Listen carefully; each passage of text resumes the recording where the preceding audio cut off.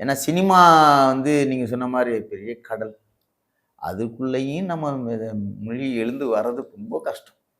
ராஜா sir இன்னைக்கும் கேட்டால் என்ன சொல்லுவார், மியூசிக் வந்து பெரிய கடல், நானும் இன்னும் கற்றுக்கிட்டு தான் இருக்கேன் பாரு. அந்த மாதிரியான ஒரு ஃபீல்டு இது. உங்களோட ரோல் மாடல் யாரு? ராஜா சார் தானா? ஆமாம்மா, அது டெஃபினட்டாக அது எந்த சேஞ்சஸும் கிடையாது நீங்கள் சொன்னதில்லை. ஏன்னா எனக்கு விவரம் தெரிஞ்ச வயசுலேருந்து அவர் சாங்கை தான் கேட்டோம். அப்படிங்கும்போது நம்ம அவரை தான் சொல்லி ஆகணும். இப்போ எந்த ஒரு இருந்தாலும் இந்த இடத்துல ஒரு ஒரு ஸ்மெல் வருது அப்படின்னா அது என்ன ஸ்மெல்னு நம்ம சொல்லித்தான் ஆகணும்.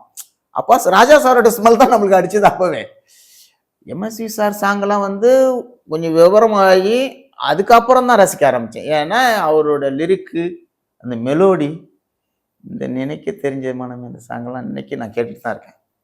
அவ்வளோ மனசு வருடும். அந்த மாதிரிலாம் வந்து கேட்க ஆரம்பிச்சது அதோட விவரங்கள் தெரிஞ்சு. ஆனால் சின்ன வயசுலேருந்து ரசிக்க ஆரம்பித்தது ராஜா சார். டி ராஜேந்தர் சார் சாங்க கூட நான் ரசிச்சிருக்கேன். நான் 9th படிக்கும்போது எங்கள் ஸ்கூல்லேயே நான் பாடியிருக்கேன்.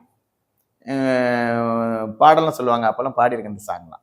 அப்போது பயங்கர ஹிட்டு. இந்த என் தங்கை கல்யாணி, உயிரில் ஒரு உஷா, இந்த படம்லாம் வந்த டைம்லாம் அதெல்லாம் அவரும் ஒரு கட்டத்தில் மிகப்பெரிய ஹிட்லாம் கொடுத்தவர்.